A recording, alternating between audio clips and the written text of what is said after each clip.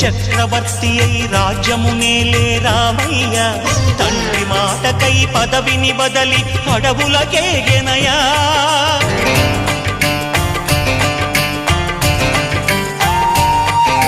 మహిలో జనులను కావగ వచ్చిన మహావిష్ణు అవతారమయ్య